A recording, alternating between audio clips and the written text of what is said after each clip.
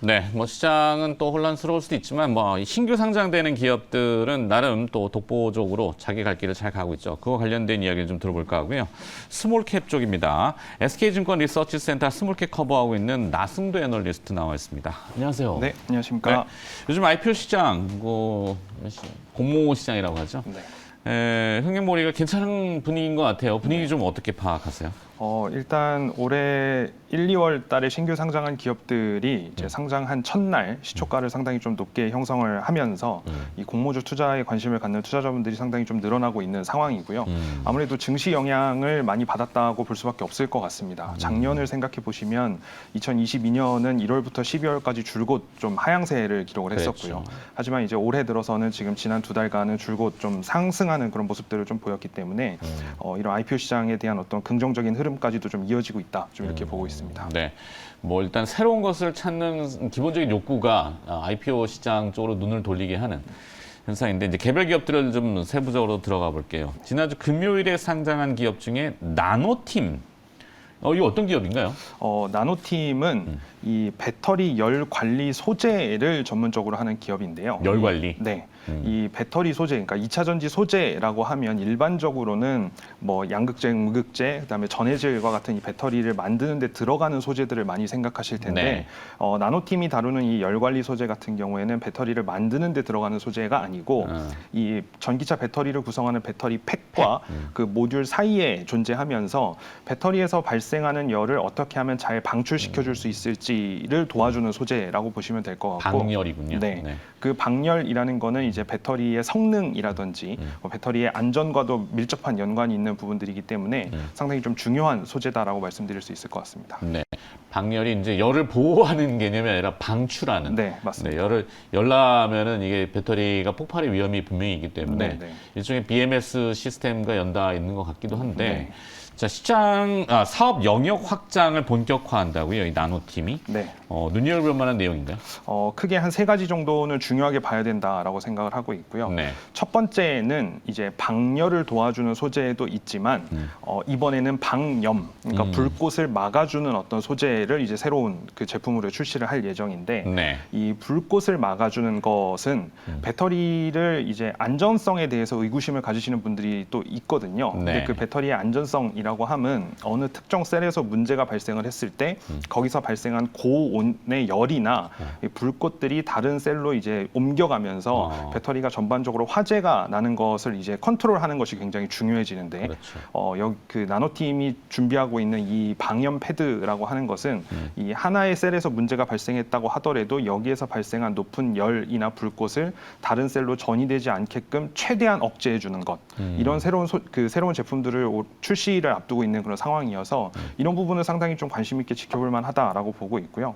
두 번째는 이제 전방 산업이 확대될 수 있다라는 부분들인데 네. 지금은 이제 전기차를 중심으로 해서 성장을 했지만 사실은 배터리나 2차 전지가 전기차에만 적용되는 것이 아니라 뭐 ESS라든지 또는 이제 태양광 발전이나 그런 친환경 에너지와도 이제 연결고리를 만들어갈 수가 있기 때문에 네. 그런 부분들까지도 이제 전방 산업의 영역을 확대할 수 있다라는 거.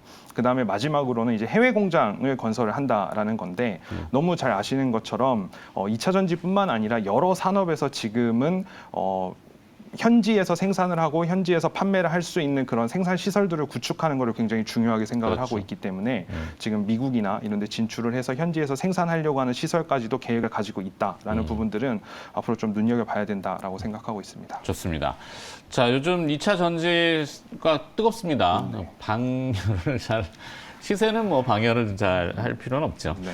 자, 이 2차 전지 관련 기업 중에 또 신규 상장된 3기 EV도 있죠. 네. 여기도 한번 들여다봐 주시겠어요? 3기 EV라는 회사는 이제 전기차 배터리 팩을 구성하는 데 있어서 엔드 플레이트를 만드는 회사인데 이 엔드 플레이트라 함은 배터리의 구성을 잠깐 살펴보면 배터리 셀을 모아서 모듈로 만들고 그 모듈이 모여서 배터리 팩을 구성하게 되는데 네. 이 모듈을 보호하면서 밖에서 감싸주는 이런 외장 중에서도 이제 밑 바닥 부분에 붙어 있다 해서 엔드 난드 플레이트라고 그렇게 이야기를 하거든요. 네. 이 3기 EV 같은 경우에는 국내 배터리 셀 1위 업체하고 이제 계속 계약을 했고 그리고 그쪽과 거래를 하고 있으면서 우리나라 완성차 업체뿐만 아니라 해외의 이제 완성차 업체의 전기차에도 지금 납품이 되고 있는 그런 상태여서 마찬가지로 해외에도 마찬가지 그 미국 공장이나 그 현지 공장들을 구축함으로써 뭐 현지의 셀 업체나 완성차 업체들과의 협력도 강화할 것으로 그렇게 예상이 되는 기업이다라고 말씀드릴 수 있겠습니다. 네.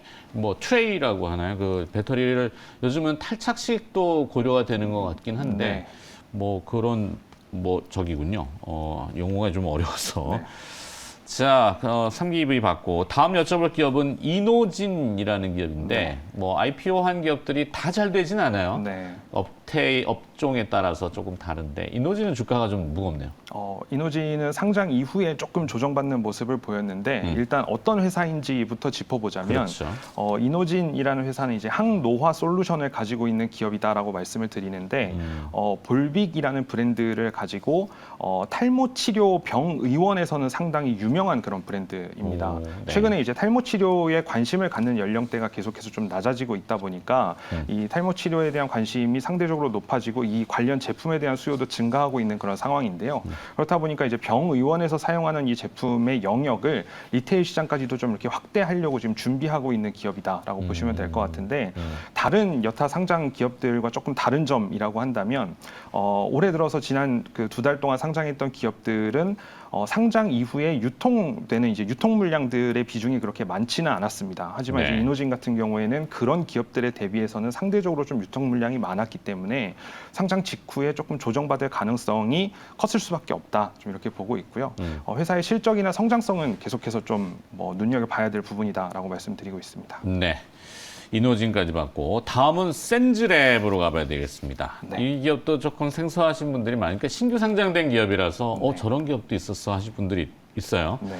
센즈랩은 어떤 기업인지. 센즈랩은 이제 사이버 위협 인텔리전스라고 이렇게 표현을 하는데 이 네. 단어 자체를 굉장히 좀 어렵게 생각하시는 분들이 분명 있습니다. 근데 이 사이버 위협 인텔리전스를 건물에 출입하는 개념으로 한번 빗대어서 말씀을 드려보자면 어떤 건물에 이제 출입하려고 하는 어떤 낯선 사람이 있을 수 있는데 그 사람을 막기 위해서는 건물 자체의 출입을 뭐 입구에서부터 방지하는 그런 부분들이 있을 수 있고 물리적으로. 네, 물리적으로. 만약에 근데 그런 그 거동 수상자가 건물에 들어왔다고 하더라도 중요한 시설에 접근하지 못하도록 중간중간에 관문을 설치할 수도 있겠죠. 네. 그런 방법도 있겠지만 설사 그 관문이 뚫렸다고 하더라도 중요한 정보에 접근하지 못하도록 뭐 쉽게 얘기하면 책상 그 문을 잠궈 놓는다든지 그렇게 접근을 좀 방지하는 그런 부분들이 있을 텐데 사실 이런 것들보다도 어떤 그런 거동 수상자가 우리 건물에 왜 들어왔고 이 사람이 어떤 행태를 보였고 어떤 패턴을 보였는지에 대한 데이터를 축적해서 관리한다면 네.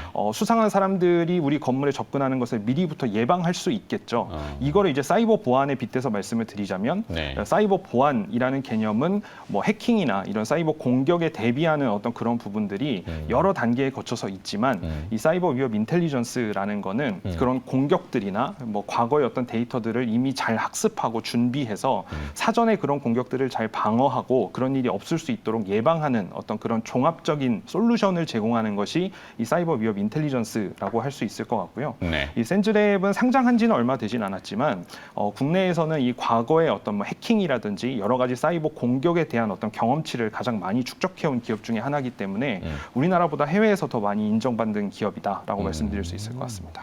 인지도가 해외 쪽에 좀 있군요. 네, 해외에서 더 유명한 기업이라고 보시면 됩니다.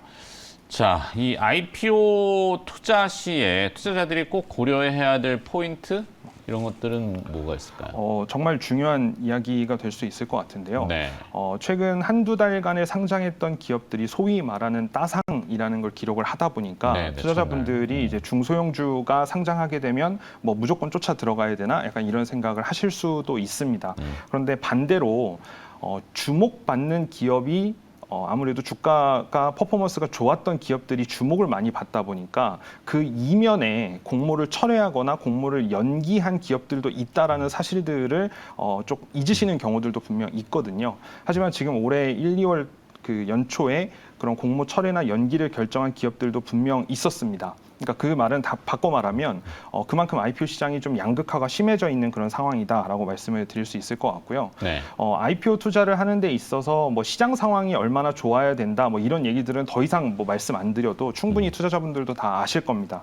다만 이제 뭐 지금 최근에 어떤 공모주 행태에 있어서 좀 짚어봐야 되는 부분들이라고 한다면 공모 자금을 어디에다 사용을 할 것인지에 대한 그 공모 목적이 명확하게 있는지를 좀 파악해 볼 필요가 있다라고 말씀을 드리고 있고 네. 또 하나는 상장 이전에 이제 투자를 많이 받았던 과거 이제 코로나를 겪으면서 풍부한 유동성을 바탕으로 해서 공격적인 투자를 받았던 기업들이 좀 덜어 있는데 네. 그 기업들 같은 경우에는 상장을 앞둔 상태에서 본의 아니게 본인의 기업 가치를 현실성에 맞게 적정하게 책정을 못하는 경우가 발생을 한다거나 네. 아니면 상장 직후에 유통 물량이 많이 나옴으로써 주가가 좀 하락할 가능성이 높은 그런 기업들도 분명 있기 때문에 그렇죠. 이 오버행이라고 하는 수급인데 네, 보호의 수 참 이게 좀 문제가 좀 있는 것 같아요. 네, 그런 부분들이 분명 당국이 있죠. 제도적으로 보면은 물론 이게 건전자본, 이 투기자본 구별하기가 좀 어려운데 요즘 저도 이제 기업들을 많이 들여다보면은 네. 하여튼 이 보호예수 때문에 머리 아픕니다. 네. 네. 그래서 아무래도 공모주 투자를 하실 때는 네. 과거에는 조금 덜 신경 쓰셨다고 하더라도 네. 지금은 이제 주주 구성이 어떻게 되어 있는지 그리고 보호예수 기간이 좀 어떻게 되어 있는지 뭐 상장 이후에 얼마만큼 그 출회 물량이 나올 수 있을지 이런 부분들도 한 번쯤은 좀 살펴보시고 짚어보시는 게 좀 중요할 것 같다라고 말씀드리겠습니다. 알겠습니다. 신규 상장되는 기업들 몇 가지 쭉 훑어봤고요. 자, 또 시간이 조금 여유가 있는데 우리 그 그 리포트 게재하신 것 중에 네. 나승대 연구원이 풍산하고 현대 로템 이런 쪽도 좀 게재하시죠? 네, 저는 방산도 같이 방산도? 보고 있습니다. 네. 방산은 요즘 어떨까요? 방산도 뭐 여전히 크게 큰 흐름은 바뀌지 않았다고 생각을 하고 있고요.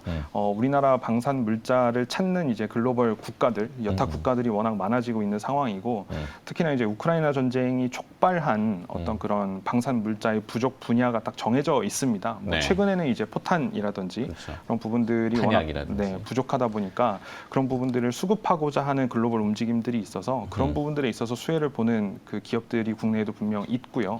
그리고 뭐 모두가 기대하시는 것처럼 뭐 K2 전차나 K9 자주포 같은 그런 방산 물자들도 추가적으로 도입을 하려고 하는 그런 국가들도 여전히 있고 네. 뭐 물밑에서는 이제 뭐 MOU 체결이라든지 뭐 그 고위급 그 임원들 간의 어떤 그런 만남이라든지 그런 것들은 계속해서 좀 진행이 되고 있는 상태이기 때문에 뭐 줄곧 지속적으로 좀 지켜보실 만하다라고 말씀드리고 있습니다.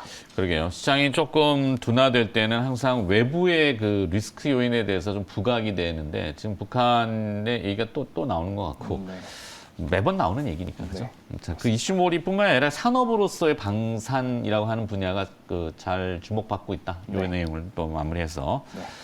오늘 얘기 잘 들었습니다. 땀을 흘리시네요. 네. 긴장을 많이 했습니다. 긴장하지 마시고요. 자, SK증권 리서치센터 스몰캡 커버하고 있는 나승도 애널리스트의 오늘 신선한 얘기들 들어봤습니다. 고맙습니다. 네, 감사합니다.